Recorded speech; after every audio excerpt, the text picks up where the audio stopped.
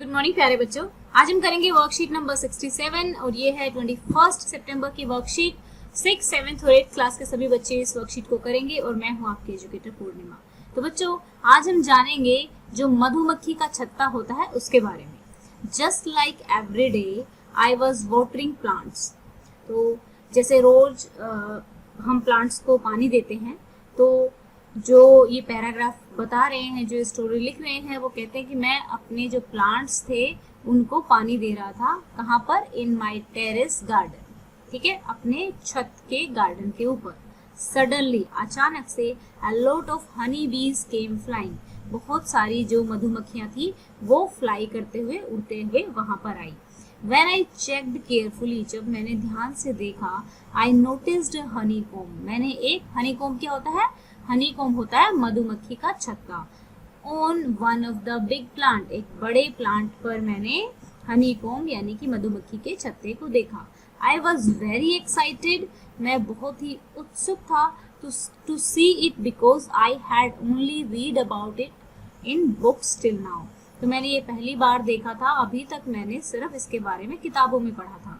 Now I understand why reading book is so important. तो अब मुझे समझ में आया कि बुक्स पढ़ना क्यों ज़रूरी है, क्योंकि अगर उसने बुक नहीं पढ़ी होती तो उसे कैसे पता लगता कि ये मधुमक्खी का छत्ता है ना। उसने फोटो देखा हुआ था बुक में और इसके बारे में पढ़ा हुआ था। और had I not learned about staying away from honeycomb, अगर मैंने ये नहीं सीखा होता कि जो मधुमक्खी का छत्ता है उससे दूर रहना चाहिए, तो मैं बिना बुक्स के कैसे समझ पाता, क्योंकि उसने बुक में ये बात पढ़ी हुई थी कि हनीकॉम्ब जो है उससे दूर रहना चाहिए, क्योंकि जो मधुमक्खियाँ होती हैं वो काट लेती हैं। I would have touched it, अगर उसने नहीं पढ़ा होता तो क्या करता वो उसको टच कर लेता आउट ऑफ क्यूरियोसिटी के चलते। एंड गोट बिटन, यानी कि बिटन होता है काटना, और वो काट लिया जाता किसके द्वारा? हनी बीज के द्वारा, मधुमक्खियों के द्वारा।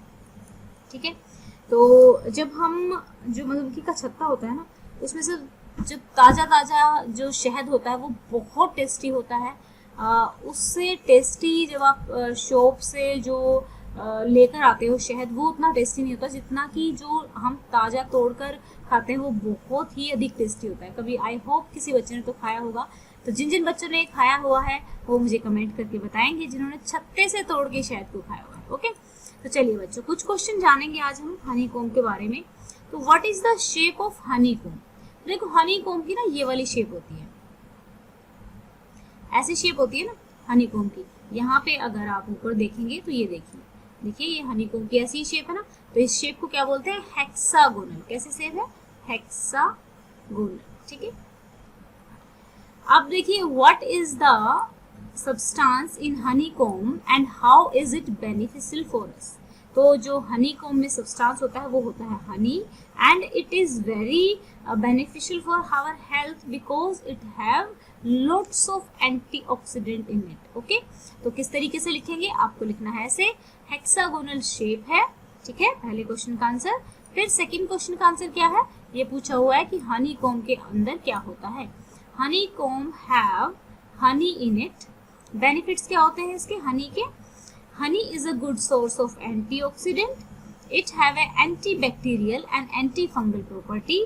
It's good for health. ठीक है, तो आप इनमें से कोई दो लिख सकते हैं। जिस बच्चे को बड़ा आंसर लिखेगा, देखो ये तो लिखना कंपलसरी है। ठीक है, ये वाली लाइन तो सब लिखेंगे, फिर बेनिफिट्स भी लिखेंगे। इनमें से कोई भी दो पॉइंट जो आपको लगता है कि समझ में आ गए और याद हो जाएंगे वो आप लिख लेंगे। ठीक है, तो चलो अब चलते हैं नेक्स्ट क्वेश्चन पे। Do you know that honey bees play a very important role in protecting the environment? Collect information about it. तो कहते हैं कि जो एनवायरनमेंट होता है उसको प्रोटेक्ट करने में बहुत हेल्प करती है। तो देखो अगर जो दुनिया कलरफुल है, ठीक है, यानी कि बहुत सारे कलर कहाँ से आते हैं? प्लांट्स से आते हैं, फिर उनको केमिकल्स के साथ मिक्स कर दिया जाता है। तो अलग अलग फ्लावर जो देखते हैं हम प्रकृति में, जो रंग होते हैं, बहुत सारे पेड़ पौधे कहीं भी अपने आप उग जाते हैं, तो उसमें कहीं ना कहीं बहुत बड़ा रोल हनी बीज का होता है। क्योंकि ये क्या होती है, जब शहद लेने के लिए फूलों के अंदर जाती हैं तो अपने साथ जो बीज होते हैं, छोटे छोटे जो कण होते हैं, पोलन जो होते हैं, उनको चिपका लाते हैं। ठीक है, जब ये उनको चिपका कर लेकर आती हैं तो ये कहीं दूसरे प्लांट पर छोड़ देती हैं और उससे जो है दूसरे प्लांट ग्रो हो जाते हैं।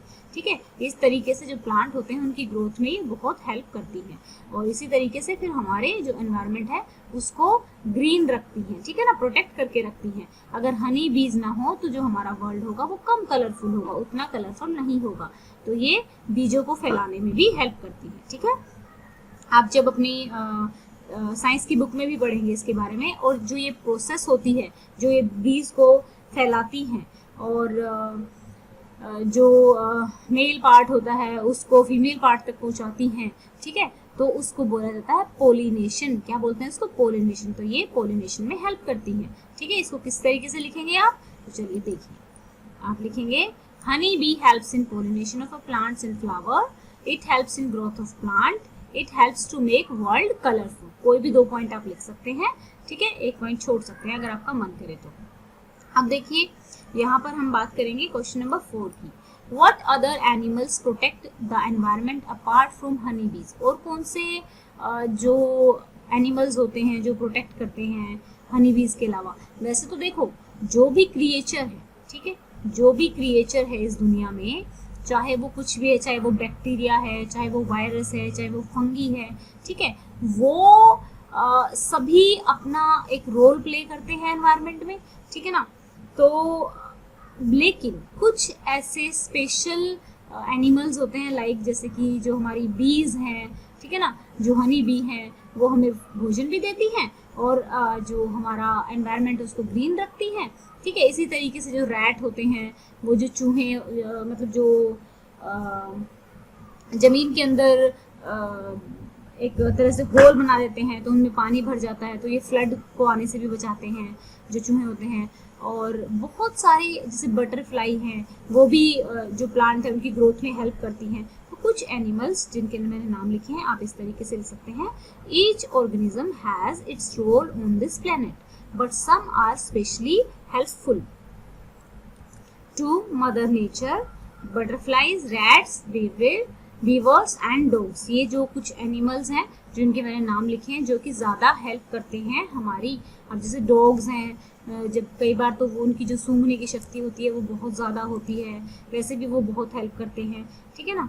तो ये कुछ एनिमल्स हैं। आपके दिमाग में कुछ और एनिमल्स आए तो वो भी आप लिख सकते हैं, ठीक है। इनका तो बेनिफिट है ही है, ठीक है बच्चों। तो ये थी हमारी आज की वर्कशीट। आई होप आपको समझ में आया होगा और आप और इन्फॉर्मेशन जानने की कोशिश करें। देखो, ऐसा कहा जाता है कि जो हनी बीज होती हैं उनके एक रानी होती है, ठीक है, एक रानी होती है, बाकी सारे वर्कर होते हैं। तो ये बात आपने पढ़ी होगी मधुमक्खी के छत्ते के बारे में। तो आप और इसके बारे में जानेंगे और हमें हनी बीज को प्रोटेक्ट करना चाहिए। उनको उनका जो आसपास में वो एनवायरनमेंट के लिए बहुत बेनिफिशियल होती हैं, तो हमें उन्हें हार्म नहीं करना चाहिए, ठीक है। लेकिन जब अगर आसपास में कहीं पर लगा हुआ है तो हमें अपनी प्रिकॉशंस भी लेनी चाहिए। और ज़्यादा इन्फॉर्मेशन आप कलेक्ट कर सकते हैं। और हनी, क्योंकि हनी कॉम्ब जो है एक बहुत ही अच्छा स्ट्रक्चर है, इसको आप देखेंगे तो देखने में बहुत अच्छा लगता है कि किस तरीके से बनाती होंगी इतना। ये जो हनी कॉम्ब बना रही है, ये अपना इसमें फिर रस भरती हैं, रस इकट्ठा करके लाती हैं। तो सोच के देखो कितनी मेहनत करती है ये, है ना। तो यहाँ पे देखिए आपकी हेक्सागोनल जो है वो शेप इन्होंने अलग से बनाई भी हुई है।